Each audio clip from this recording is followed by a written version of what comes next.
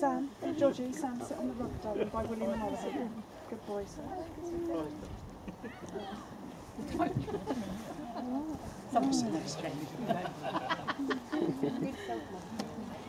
Okay, are we ready? Do you guys, are you kind of hovering with Smalls? Yeah. Be very free to come and go with the Smalls if they want to build a trampoline. Very well.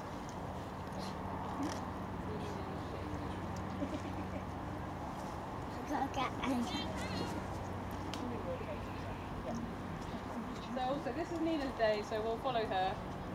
Whatever she needs, come first. Not you, Matthew.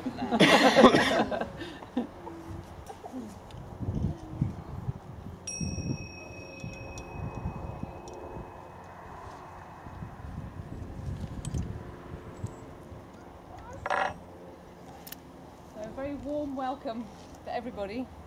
Thank you to Amanda and Chris for hosting. Thank you to Nina for bringing us all together.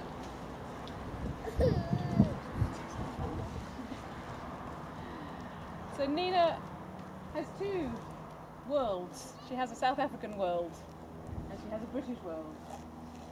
She's already been to South Africa. She's already christened in South Africa. Christened by Renee, who married Matthew and Helene. Many of you met there. And she has godparents in South Africa. But we are her British family, her British extended family, and all of you are here because you're important.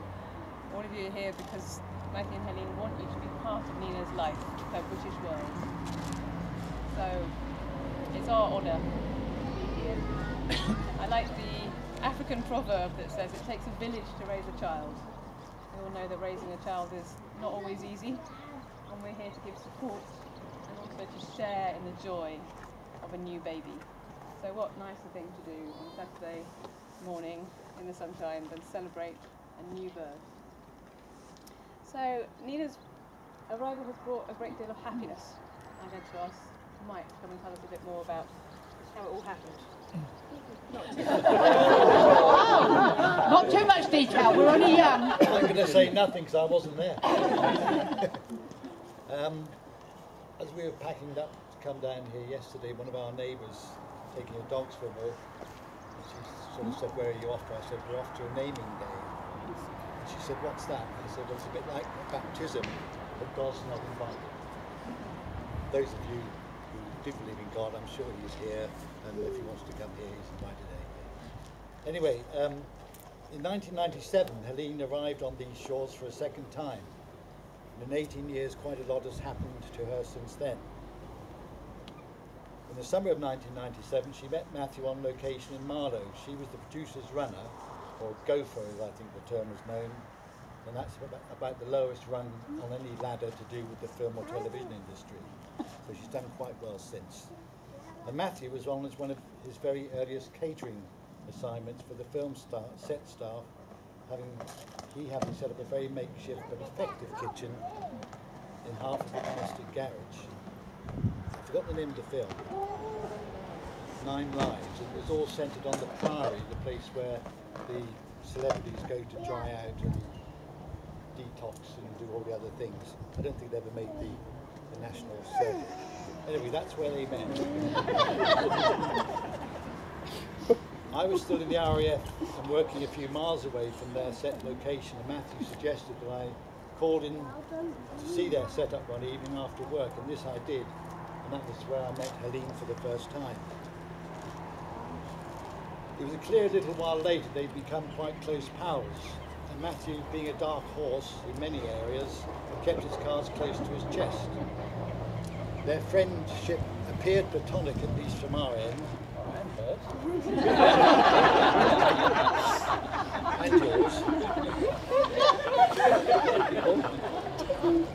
Although Helene stayed with us a few times, and they also spent a couple of long Christmas holidays in South Africa together, where he met lots of members of Helene's family.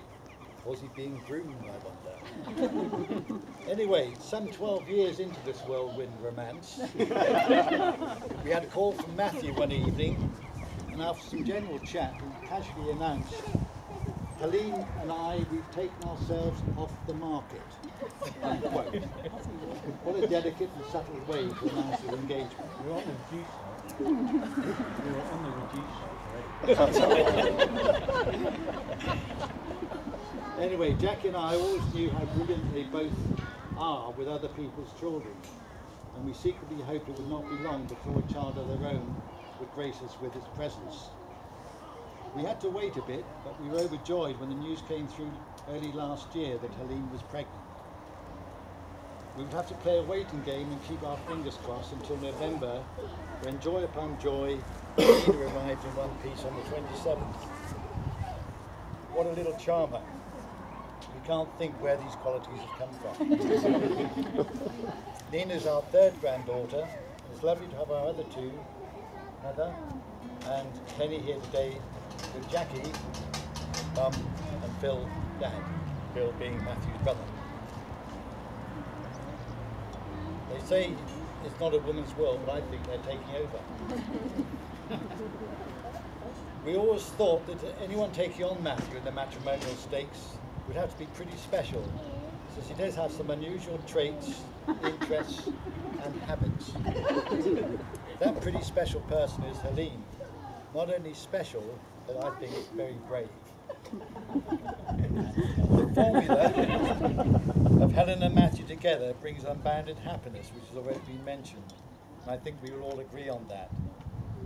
Now Nina has brought her own dimension to this union, one of total joy from day one. What a total joy she is.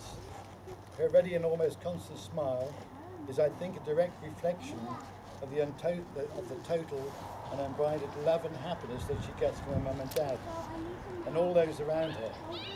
They're a great team, all three of them. Thank you.